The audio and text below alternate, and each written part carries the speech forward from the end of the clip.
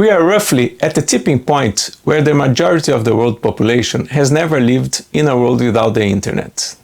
I am Pedro Gama, and I will tell you a short story about how the surge of the internet impacted my life, how I adapted to it, and how I helped the people and companies I worked with to transition to the new technology. My story with technology began in 1988 as an internship at a brokerage firm.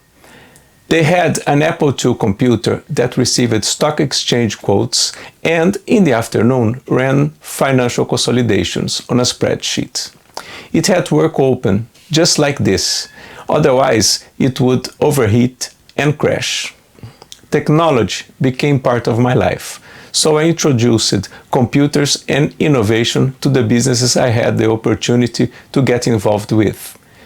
Back then, computers were used for very basic things: spreadsheets, text editing, and databases.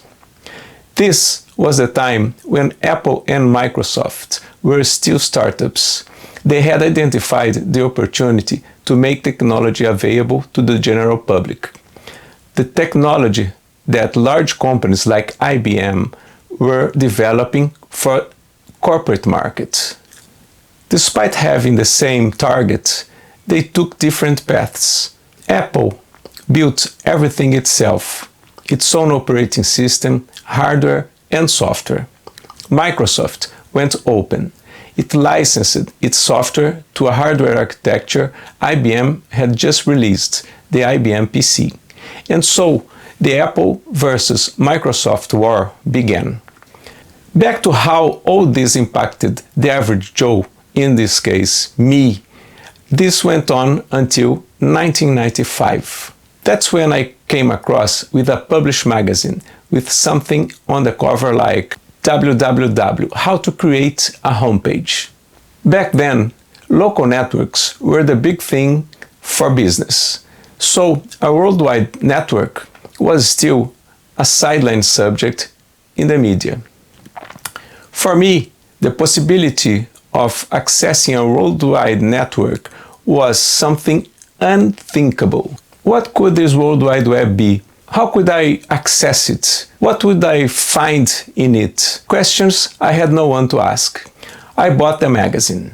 The reading made me even more curious, seeking information about this new parallel universe that was being called the Internet. Around the same time, I came across an Internet access kit at the same newsagent I had bought the magazine. A few floppy disks, some basic instructions like insert, run, and follow the instructions on screen. Minutes later, I was listening to the most iconic sound of the 90s, my telephone accessing the internet. A new dimension opened up for me. I was accessing computers on the other side of the world from my house in Rio de Janeiro, Brazil. All I had to do was to type www. whatever I could find, and a page full of information opened up for me. This was completely insane, considering that if you wanted to speak with someone, you needed to be near a telephone wired to the wall to make a phone call. What was happening, zooming out, was technology coming down from the corporate market, where it was widely used, to smaller companies, and later to the everyday user. And that opened an entirely new set of opportunities. Businesses were being built on top of this new technology that was suddenly available to everyone. Back then, I was a sales representative for clothes factories. My job was to take samples, physical products, to the retailers, my clients. They would choose what they liked, and I would take the order on a paper docket. Then, at night, I would send it by fax, a machine connected to my phone line, connected to the wall, that scanned the paper and transmitted it to the factory. Internet access at this time was an early adopter's thing. Only a few people who loved innovation even knew about it. But it was completely obvious to me that my line of work would vanish. It was only a question of time. Facing the threat and the opportunity, I dived deep into that published magazine and started teaching myself. I spent hours of my nights figuring out how HTML was structured, how web servers worked, how to register a domain name, activities that didn't exist a few years before.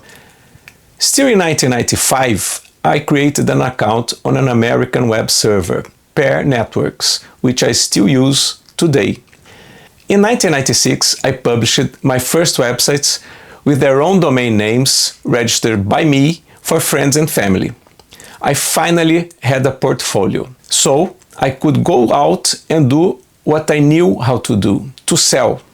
But sell something completely different from clothes, technology, and I loved it. The vast majority of people knew nothing about the internet. So it was a great pleasure to explain to small business owners what the internet was, what it could do for them, and how to use it in the everyday. Back then, a fundamental player was the internet provider, small companies with hundreds of telephone lines for their customers to access the internet. To get online, you connected your computer to your phone line and they connected you to the internet. Given their role, I thought, why not to partner with them so they could offer web design to their clients? The demand was crazy. No one had websites. Every company needed one, just like that. In 1998, I couldn't keep up with the demand myself. So I founded one of the first digital agencies in Brazil called NetBureau. We built the first websites with airline ticket sales for Varig, the biggest operator in Brazil at the time. The first website for Kawasaki Brazil, tens of websites for fashion retail brands, for car dealership chains. From a curious guy interested in technology who just wanted to learn about this novelty called the internet, in 2 years I became a partner in one of the leading web agencies in Brazil. It was never my plan, but I became a technology entrepreneur. This is how the surge of the internet impacted my life. I have watched this massive wave arriving and surfed it, and now I'm watching another one just coming.